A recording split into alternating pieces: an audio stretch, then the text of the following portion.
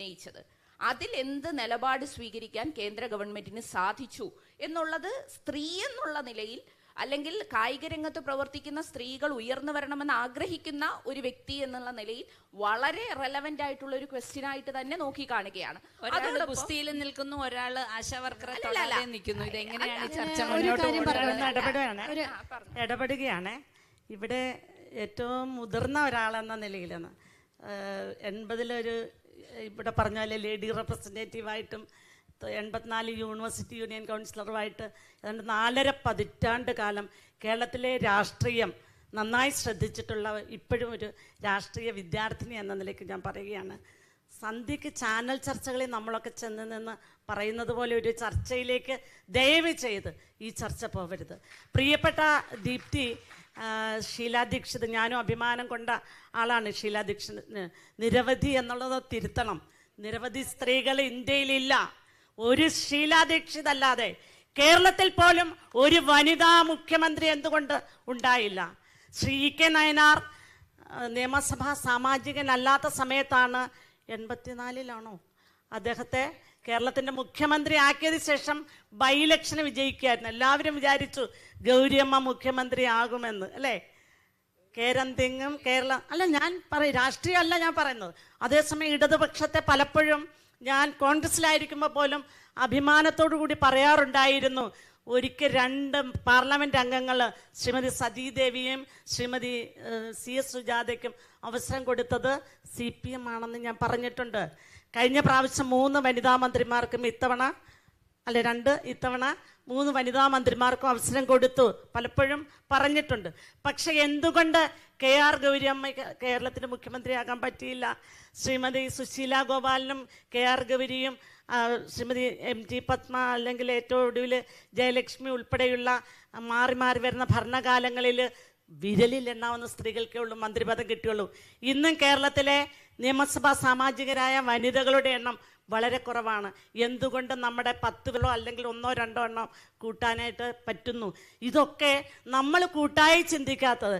ഇങ്ങനെയുള്ള സന്ദർഭങ്ങളിലെങ്കിലും നമുക്ക് ഒരേ ശബ്ദം നമുക്ക് നിൽക്കാനായിട്ട് പറ്റാത്തത് കൊണ്ടുണ്ടായിട്ടുള്ള പോരായ്മയായിട്ട് ഞാൻ ഇതിനെ കണക്കാക്കുന്നത്. പൊതുവായ വിഷയം വരുമ്പോൾ സ്ത്രീയുടെ വിഷയത്തിൽ സ്ത്രീകൾക്ക് ഒരുമിച്ച് നിൽക്കാൻ പറ്റുന്നില്ല. ഞാനിപ്പം വളരെ ചെറിയൊരു പാർട്ടിയിലാണ്, NCPയുടെ സംസ്ഥാന വൈസ് പ്രസിഡൻ്റായിട്ടിരിക്കുന്നയാളാണ്. കോൺഗ്രസിൽ ദീർഘകാലം ഉണ്ടായിരുന്ന ആളാണ്. 4 കൊല്ലം മാത്രമേ ഞാൻ തന്നെ പ്രതിഷേധിച്ച ആ തലമുണ്ടനം ഏതാണ്ട് 350 ചാനലിൽ വന്നു. പക്ഷെ ഞാൻ 1-ാം വർഷ പ്രീ ഡിഗ്രി മുതൽ KSUവിൻ്റെ ഭാരവാഹിത്വമൊന്നും ഇല്ലെങ്കിൽ പോലും ഞാനൊരു പ്രതിനിധിയായി എൻ്റെ നാട്ടിലൂടെ എൻ്റെ പ്രസ്ഥാനത്തിന് വേണ്ടി അലഞ്ഞു നടന്നത്. 2000 കാലഘട്ടത്തിലെ ജില്ലാ പഞ്ചായത്ത് പ്രസിഡന്റ് സ്ഥാനം കഴിഞ്ഞ് പാർട്ടിക്ക് വേണ്ടി തന്നെ കേരളം മുഴുവൻ യാത്ര ചെയ്തത്. കേരളത്തിലെ നിരവധി സമരങ്ങളിൽ ഇടപെട്ടതൊക്കെ അന്ന് സോഷ്യൽ മീഡിയ ഇല്ലായിരുന്നു. അന്ന് ആരും അറിഞ്ഞില്ല. എന്നെ പ്രൊമോട്ട് ചെയ്യാൻ അന്നും ഇന്നും ആരുമില്ല. അപ്പോൾ ഇത് കാണാതെ പോകുന്നത് ശരിയാണോ? ഇത് നമ്മളെപ്പോലെ എത്രയോ സ്ത്രീകൾ ഇതുപോലെ കഷ്ടപ്പെടുന്നു. നിങ്ങൾ പഞ്ചായത്ത് ഞാനൊന്ന് ദീപ്തി ഞാൻ തീർന്നു കഴിഞ്ഞ് പറഞ്ഞു. പഞ്ചായത്ത് മെമ്പർ മുതൽ പാർലമെൻറ്റ് അംഗങ്ങൾ വരെ വനിതകളാണെങ്കിൽ അവർക്ക് ഒരുപാട് വിഷമങ്ങളുണ്ട്. കാരണം അവരുടെ ബാങ്ക് ബാലൻസ് ഈ പഞ്ചായത്തിൽ നിൽക്കുന്നതിന് മുൻപും അതിന് ശേഷവും അവരുടെ ബാങ്ക് ബാലൻസ് നോക്കിയാൽ കടത്തിലേക്ക് അവർ പോകുന്നു. എന്താണ്? ഒരു പുരുഷൻ ഒരു പടി ചവിട്ടുമ്പോൾ ഒരു സ്ത്രീക്ക് 10 പടി ചവിട്ടിയെങ്കിലേ ഉള്ളൂ ഗീതാപക്ഷി വലിയ കുഴപ്പമില്ല എന്നാ തോന്നുന്നതെന്ന് പറയുകയുള്ളൂ. അതുപോലെ ഒരു പുരുഷൻ യാത്ര ചെയ്യുവാൻ 1 രൂപ മുടക്കുമ്പോൾ ദീപ്തിയും ചിന്തയും ഞാനും സജിനിയും ഗീതയും ഒക്കെ 5 രൂപ മുടക്കുന്നുണ്ട്.